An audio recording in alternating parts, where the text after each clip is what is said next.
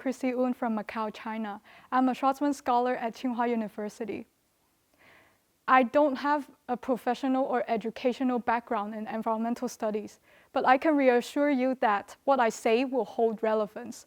Why? Because climate change is a transboundary issue, and climate action requires a transdisciplinary approach to the multifaceted environmental problems. Nearly 2 years ago, I realized the general lack of awareness about sustainable development goals in Macau, let alone discussions about or the integration of the sustainable development goals into societal development.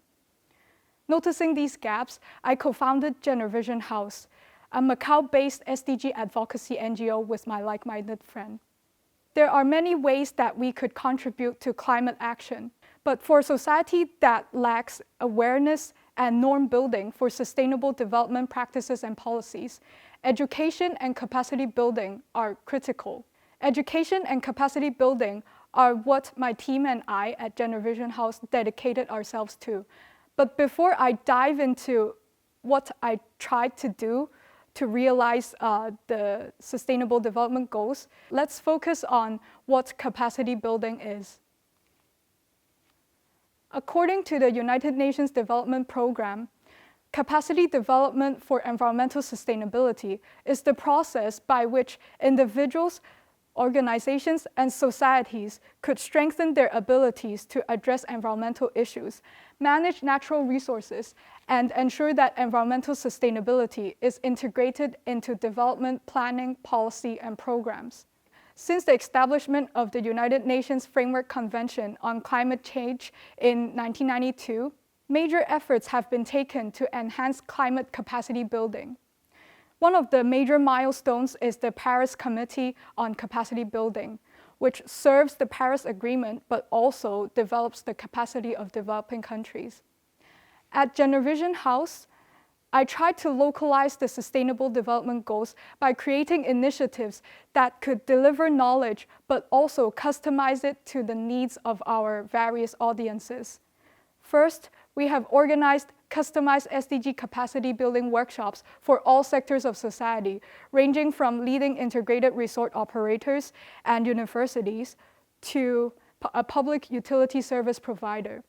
Second, we have organized public-facing community events by leveraging the element of interactive and experiential learning. For example, we have organized an eco-friendly printing sessions using excessive soaps from quarantine stays to talk about responsible consumption and behavior. We have also organized urban farm experiential workshop and a period positivity workshop, which we discussed about problems at the intersection of gender equality and climate change while sewing our own sanitary pads.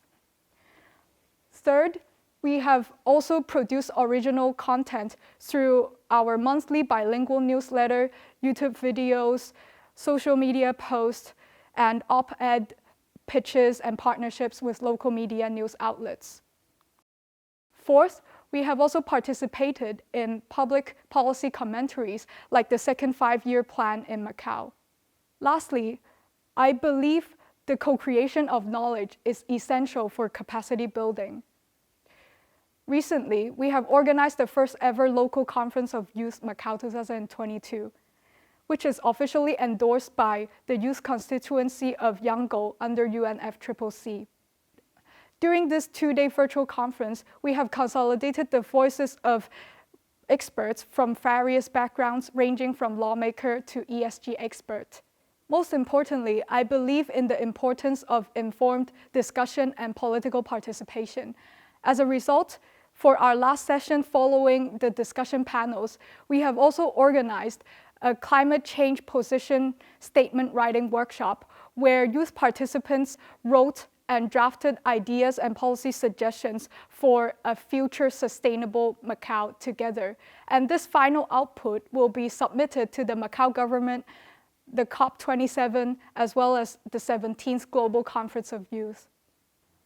By leveraging regional and international partnerships and collaboration, we could amplify our impact and influence at a larger scale. I believe in the importance of localization, experiential learning, informed political participation, and the co-creation of knowledge.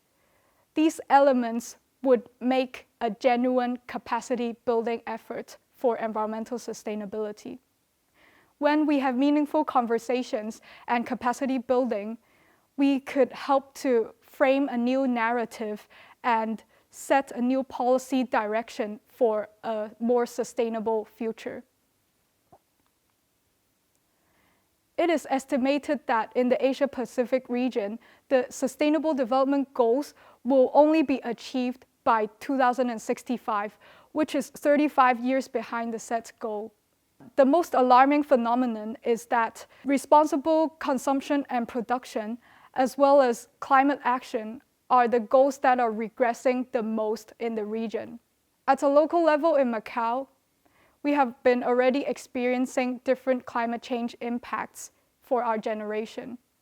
Macau broke 8 records when it comes to extreme weather during 2021.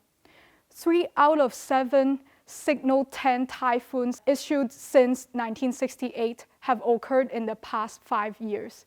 Regardless of our various backgrounds, we could all contribute to climate action, whether it's at the individual, organizational, or societal level. Let's voice now and act today. Thank you.